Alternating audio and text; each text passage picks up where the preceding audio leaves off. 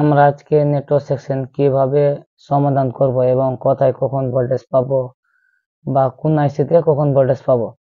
First আমরা আইসি দেখে নিব কি আইসি আছে।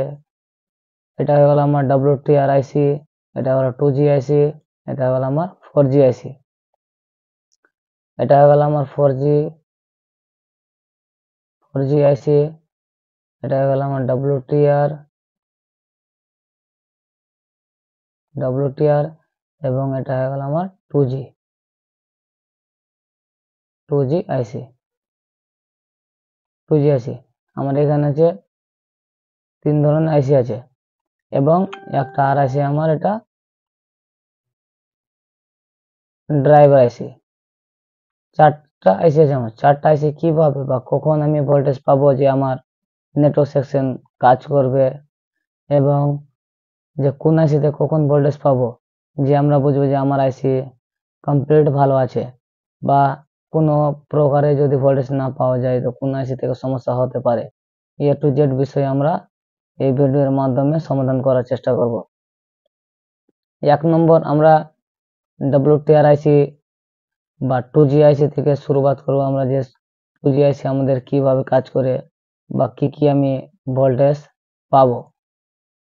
1 নম্বর আমরা অ্যান্টেনা গুলো দেখে নেব, যেটা RF অ্যান্টেনা আছে, RF কেবল অ্যান্টেনা, এটা যেন আমার সুন্দরভাবে থাকে, যেন ভাঙা যেন না থাকে বা কোনো প্রকারের ড্যামেজ যেন না থাকে।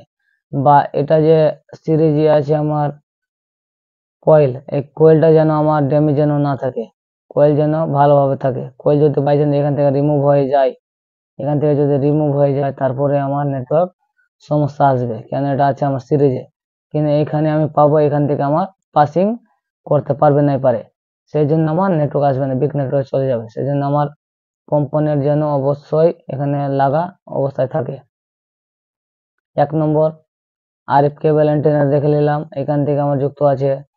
যুক্ত হওয়ার পরে যেন আমার কোনো এগুলো ব্যান্ড গুলো যেন না ভাঙে, এগুলো ব্যান্ড গুলো যেন সুন্দরভাবে থাকে, সব থাকা অবস্থায় সবকিছু আছে। তারপরে আমি যদি নেটওয়ার্ক না আসে, তারপরে আমাদেরকে আইসি চেক করতে হবে।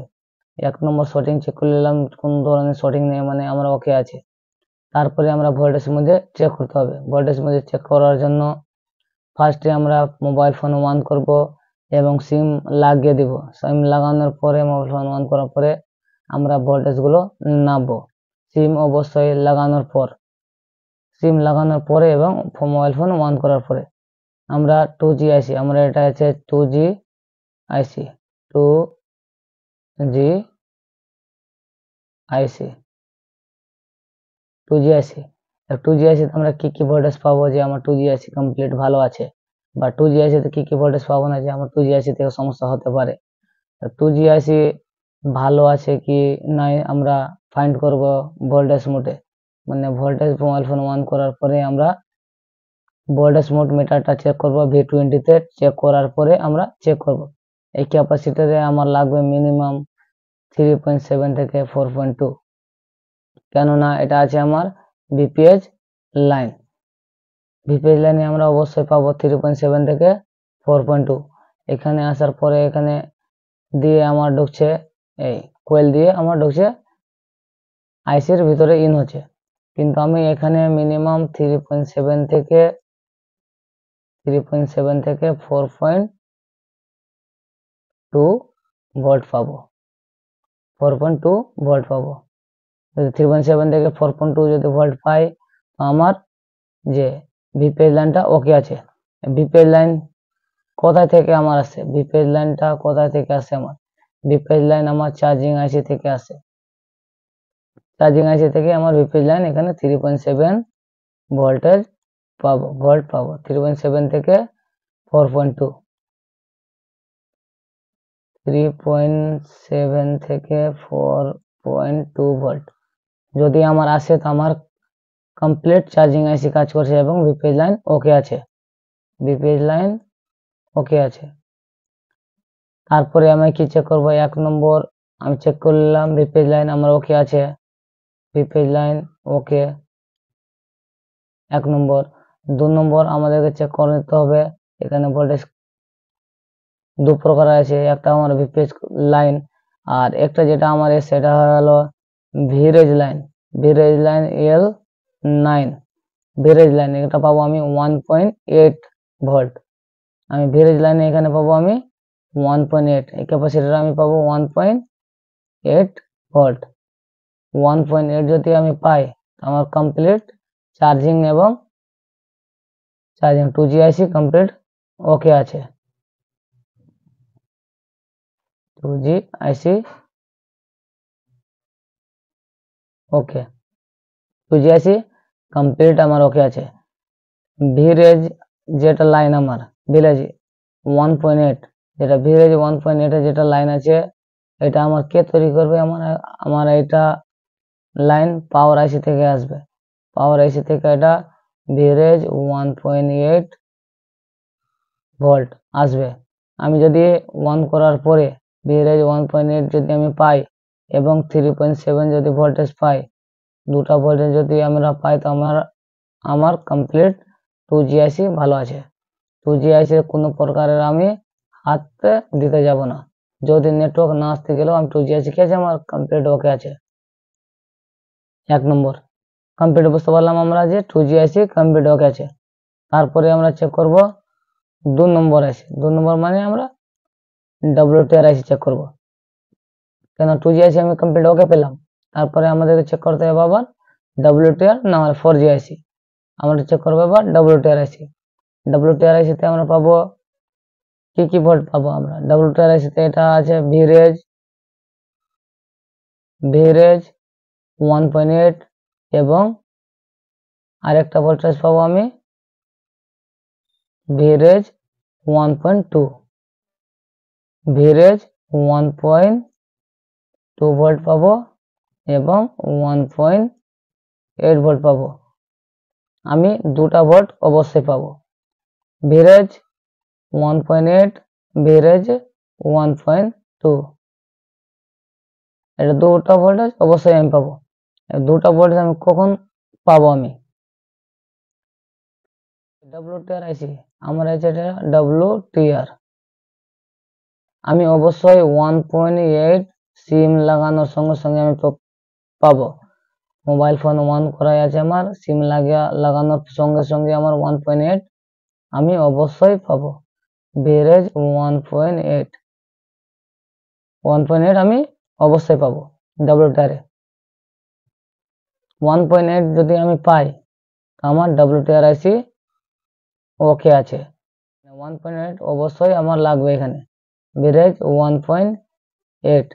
আরেকটা পাবো আমি এটা ভিরেজ 1.2, এখানে আমি পাবো ভিরেজ 1.2 ভোল্ট। যদি আমার এটা আসে তো আমরা বুঝে নিব যে আমার WTR IC ড্যামেজ আছে। WTR এর জন্য কি আছে আমার ওকে ছিল, কিন্তু আবার আমি 1.2 যেটা এটা ভোল্টেজ আছে 1.2 আমি কখন পাবো? কাউকে সিম লাগানোর পর বা কাউকে কল দিব বা ডাটা অন করব কমপ্লিট, বা কেউ যদি আমাকে কল দেয়, তারপরে আমি এখানে 1.2 ভোল্ট পাবো। কিন্তু তার আগে যদি 1.2 যদি পাওয়া যায়, আমি মোবাইল ফোনে আমার কোনো নেটওয়ার্ক নেই, নেটওয়ার্ক ছাড়া যদি আমি এখানে 1.2 পাই, 1.2 যদি পাওয়া যায়, আমার অবশ্যই WTR IC ড্যামেজ হয়ে গেছে। তখন আমাকে WTR IC চেঞ্জ করতে হবে। কেন আমার এটা আসার দরকার আছে, আমি কাউকে কল দিব, নাহলে কেউ আমাকে কল দিবে বা ডাটা অন করব, তারপরে আমার 1.2 ভোল্টেজ পাবো। কিন্তু তার আগে আসে, তার আগে আসার কারণে আছে কি আমার WTR IC ভালোভাবে কাজ করতে পারছে না, সেজন্য আমাদেরকে WTR IC চেঞ্জ করতে হবে। WTR IC চেঞ্জ করার পরে অবশ্যই আমাদের যে প্রবলেম ছিল প্রবলেমটা সমাধান হয়ে যাবে নেটওয়ার্কের। আর একটা বিষয় যে আমি যে বুঝলাম যে 1.8 আমার অবশ্যই লাগবে। যদি আমার 1.8 যদি না আসে, 1.8 ভোল্ট যদি না আসে, এটা 1.8 যদি আমার না আসে WTR এ, আমরা বুঝেছিলাম যে WTR IC ওকে আছে, কিন্তু 1.8 যদি না আসে তো আমার WTR IC কি আছে? WTR IC ভালো আছে, কিন্তু আমার 4G IC ড্যামেজ আছে। কেন এটা 1.8 এখানে আসছে না, আসার কারণে আছে কি 4G ড্যামেজ আছে, আর সেই জন্য আমার WT80 এখানে আমার কোনো ভোল্টেজ আসছে না। 1.8 যদি না আসে তো আমার 4G ড্যামেজ আছে, 4G ড্যামেজ, তখন আমাকে 4G তে কাজ করতে হবে। যদি 1.8 আরেকবার 1.8 যদি আমরা 1.8 যদি না পাই তো আমার 4G ড্যামেজ, 4G ড্যামেজ, আমাকে 4G চেঞ্জ করতে হবে। আর যদি আমি দুটাই ভোল্টেজ যদি না পাই, 1.8 আমি অবশ্যই পাবো, কিন্তু 0 যেটা 2 আছে 1.2 ভোল্ট এটাও আমার নেই, 0 1.2 ও নেই 1.8 ও নেই, 0 আছে। তার সত্ত্বেও আমার কি আছে 4G ড্যামেজ আছে, 4G ড্যামেজ, তখন আমার কি করতে হবে 4G তে কাজ করতে হবে, তখন 4G নষ্ট। এখানে 1.8 আমার অবশ্যই লাগবে WTR ভালোর জন্য, কিন্তু আমার 1.8 ও আসছে না এবং 1.2 ও আসছে না, দুটো ভোল্টেজ মিসিং, মানে 0 আমার এখানে 0 আছে। তখন আমি কি করব WTR এখানে আমি তো কিছু ভোল্টেজ পেলাম 0, তখন মানে কি আছে 4G ড্যামেজ, 4G ড্যামেজ থাকতে গেলে আমি WTR এখানে 1.8 ভোল্টেজ পাবো না, 1.2 ভোল্টেজ পাবো না, দুটো ভোল্টেজ এখানে 0 থাকবে। আমরা বুঝে নিব এখান থেকেই যে আমার 4G ড্যামেজ থাকবে, 4G ড্যামেজ থাকতে গেলে আমার এখানে 1.8 আমি পাবো না, 1.2 ভোল্টও পাবো না।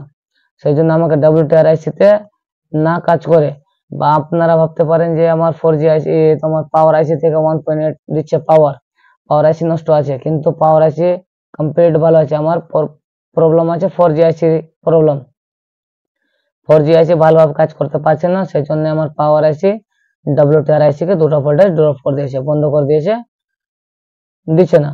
সেই জন্য আমরা 4G যখনই আমরা রিমুভ করে দেব, রিমুভ করার পরে আমরা চেক করব দুটো ভোল্টেজ আমাদের অবশ্যই চলে আসবে।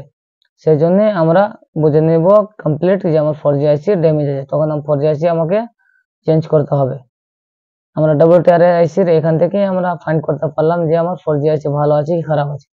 এখানে 1 পয়েন্ট যদি আসে তো আমার WTR ওকে আছে, যদি 1.2 যদি আসে তো আমার WTR ড্যামেজ আছে।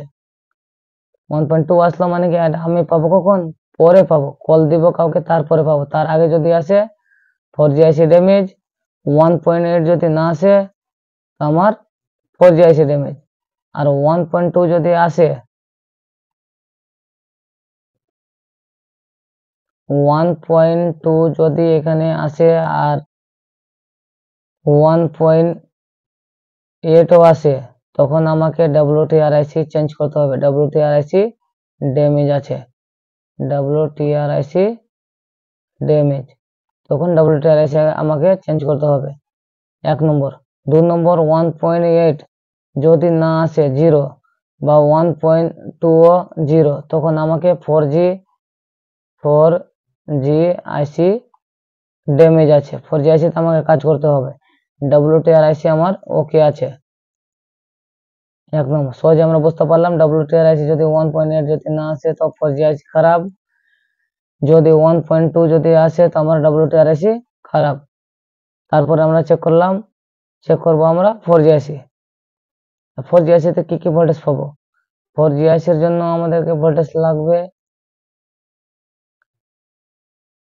ভিরেজ 1.8 আমাকে লাগবে, যদি আসে তো ভালো আছে। তারপরে আমাকে লাগবে VPH 3.7 থেকে 4.2 ভোল্ট, এটা যদি আসে তো কমপ্লিট ওকে আছে। তারপরে আমার লাগবে APT ভোল্টেজ, APT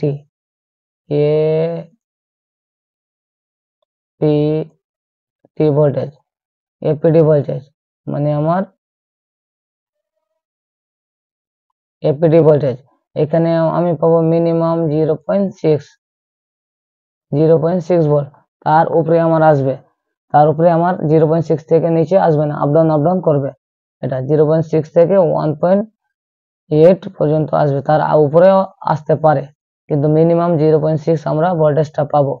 এই ভোল্টেজটা আমার সবসময় কি করবে, ভেরিয়েশন করবে। এপিটি ভোল্টেজ সবসময় ভেরিয়েশন করবে, আমার এপিটি ভোল্টেজ সবসময় ভেরিয়েশন করবে 0.6 থেকে তার উপরে, এরকম আপ ডাউন করবে আমার ভোল্টেজটা। সেই জন্য আমরা স্টেবল ভোল্টেজটা পাবো না। এটা এপিটি ভোল্টেজ সবসময় আপ ডাউন করবে, 0.6 থেকে তার উপরে যাবে, 1.8 তার উপরে যাবে, মানে আপ ডাউন করবে, ভেরিয়েশন করবে। লেকিন 1.8 আর আমার ভিপিএস 3.7 আমার সবসময় স্টেবল ভোল্টেজ থাকবে। 3.7 থেকে 4.2 আমার স্টেবল ভোল্টেজ থাকবে। এটা যদি 3টা ভোল্টেজ যদি পাই তো আমার 4G আইসি ওকে আছে। তারপরে পাবো আমরা ড্রাইভার আইসি। ড্রাইভার আইসিতে আমরা পাবো দুটা ভোল্টেজ। এখানে পাওয়ারের ভোল্টেজ পাবো 1.8 যদি ভোল্টেজ পাই তো ড্রাইভার আইসি ভালো আছে, এবং পাবো একটা 2.7 ভোল্টেজ, এটা পাওয়ার আইসি থেকে।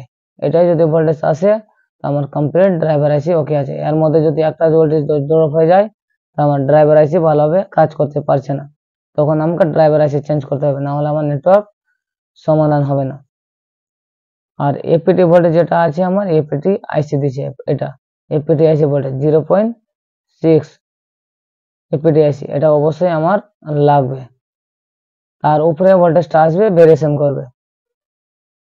আমরা সহজে বুঝতে পারলাম যে আমার কোন আইসি কাজ করছে, কোন আইসি কাজ করছে না, বা ভোল্টেজ মাপার পরে আমরা ভোল্টেজ মাপার পরে অবশ্যই আমরা বুঝতে পারবো যে কোন আইসি থেকে আমার সমস্যা আছে।